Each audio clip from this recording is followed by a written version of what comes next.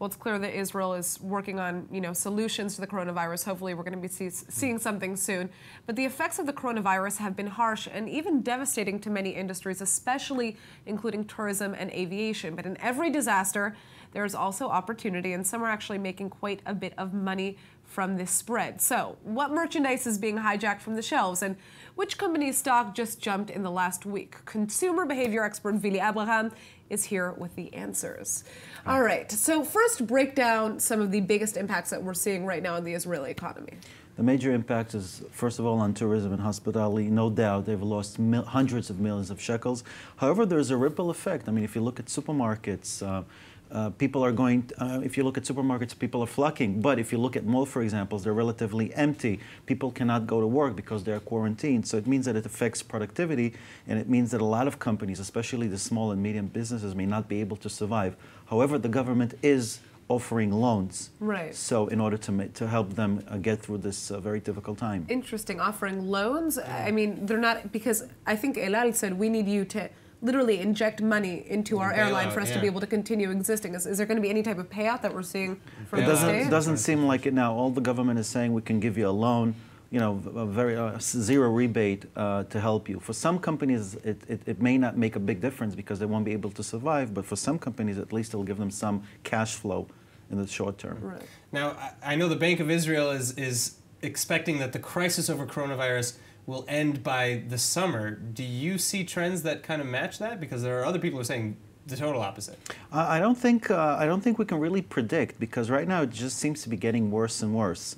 If you look, we can only predict the future by looking at what happened in the past, for example. So if you look at the SARS pandemic back in 2002, it took about 1.5 years or even 2 years for things to get back to normal. So I think July is far too close. Interesting. But the Bank of Israel says they're only expecting a minor hit to the economy. Is that fair? I don't think so, because every day, even every hour when you open the newspaper, more and more people are quarantined. They can't go to work. They can't go shopping. They can't go buy anything. So it means that this will halt the whole economy. So I don't see how this will happen every time soon. So who's winning now? Who's benefiting? That's exactly what I wanted to kind of focus on. Okay, so there are a lot of Israeli companies. So first of all, because Israelis are flocking to supermarkets. So if you look at recent stats, hand sanitizers,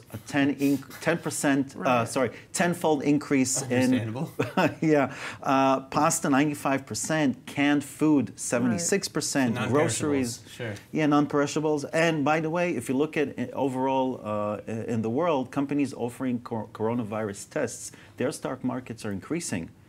Just yesterday, one of the companies' stock price increased by 44%, and today another 15%. Wow. So these are definitely the big winners. Are these stocks that will likely fall as soon as the crisis is over then? Yes. Oh, so it's a high-risk investment, some of these. Very high-risk investment, so it's only for the short term. By the way, one of the reasons why a lot of people are flocking the stores is, first of all, because they're because of panic, but also because Passover is just around the corner. Oh, so that could be correlated. Exactly. So that may explain one of the reasons why it's happening. But of course, a lot of panic all over the world. There's panic in Europe and in the United States. If you saw over the weekend, a lot of news outlets. And I mean, people were saying that they couldn't find face masks, in shops Which here. Which again, you don't generally need unless you are infected. You don't need to go out and buy face masks. Exactly, because they really won't protect you. We heard a lot of news about that, and a lot of, by the way, there were also news items about a lot of online stores that sell masks, and they were not really meant to protect against coronavirus, so we have to be careful. Yeah, you got to be careful what you are purchasing as well, not just follow the panic. All right, thank you so much for joining us, Vili. It was a pleasure.